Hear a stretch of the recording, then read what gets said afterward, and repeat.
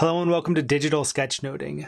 Throughout this course, I'm super excited to explore with you how you can make the most of the tablet and stylus tool combination for your visual notes. In this video, I'm going to share with you a complete course roadmap, a breakdown of the units and lessons that will guide our learning journey together. So let's jump into the sketchnote. What I'd like to share with you first is the unit by unit flow, and then I will share with you the lessons within each of these units. In the first unit, I'll help you build a compass. Here I'll help you get oriented with the course in general and also help you identify your own personal goals to identify what you'd like to get out of this learning experience. Then we'll talk about tools. I'll share with you some of the most common tablets that folks use as well as popular apps and help you decide which will be the best fit for you. Then we'll dig into specific techniques. We'll look at all of the features that you can find within those apps and explore how best to use them within your sketchnoting process. Then we'll focus in on purpose. I'll share with you the 3 primary uses of sketchnoting, and we'll take a look at how digital tools in particular can be applied to those uses. Then we'll bring it all together in a final unit about process, where you'll get to define for yourself a specific approach for using these tools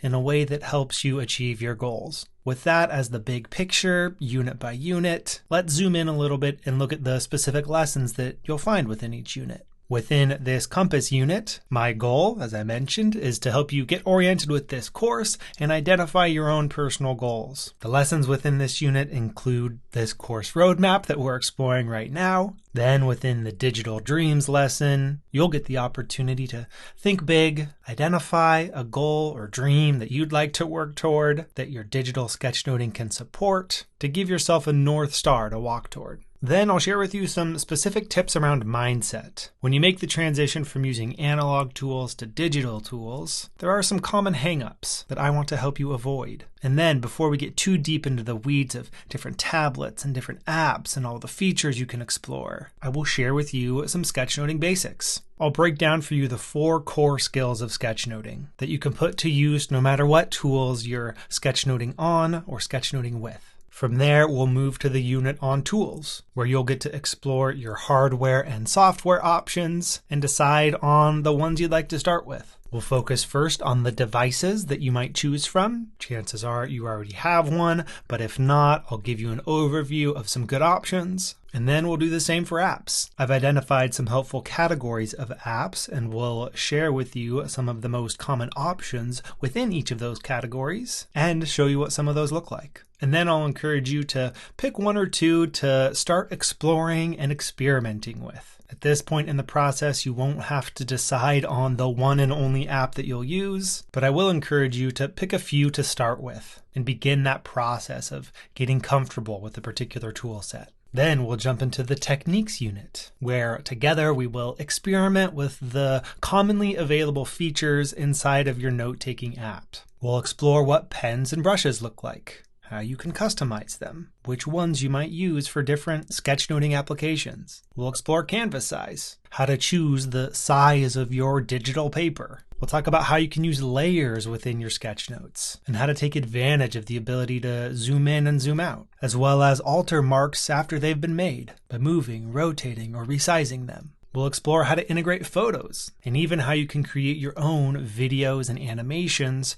right within your device. And finally, we'll explore the various export options to send your sketchnote on to its next phase of life, maybe just within your own storage tool or perhaps sharing it with others. Throughout this techniques unit, we'll first look at all these features from a somewhat general point of view, but I will also be highlighting 4 specific apps, one from each category that you'll hear about within the tools unit, to give you a good sense of what it looks like to use these features. Those apps will be Concepts, which is what I'm using right now to record this lesson, as well as GoodNotes, Miro, and Keynote. By exploring how each of these apps approaches these particular features, you'll get a really good sense for which of those might be the best fit for you. And if you happen to be using an app other than one of these 4, the high-level principles that I share here will still be relevant. And there will come a point where I will encourage you to share your approach with that particular app once we get to the capstone project that we'll finish this course with. More on that later.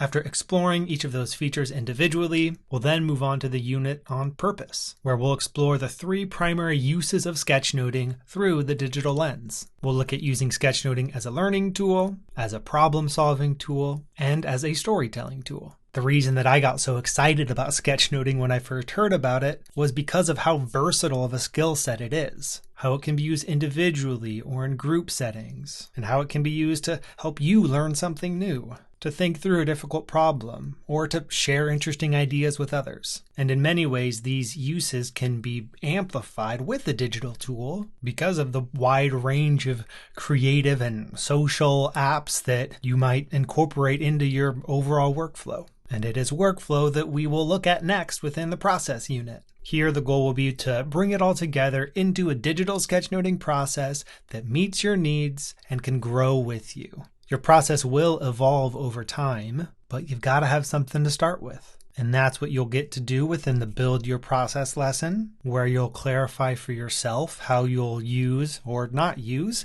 each of the features we explored in the Techniques unit. And then we'll do a deeper dive on your post-Sketchnote workflow, what you will do with that digital artifact after you've completed it. Then I'll encourage you to work the system, to put into practice that process, both so that it starts to become second nature and also as a way to kind of work out the kinks and make some adjustments as needed. And finally, I'll share some tips on how to keep going, where you might go next on this sketchnoting journey. Now that you've got a good sense for where you'll be going within this course journey, I say we get started. Come take a walk with me as we explore how best to make use of the tablet and stylus tool combination for your visual notes. I hope that you're excited to dig in. After most of the lessons throughout this course, I will suggest a particular follow-up activity. Not the case here, though. You're ready to head on over to the next lesson where you can start to set some digital dreams for yourself. I'll see you there.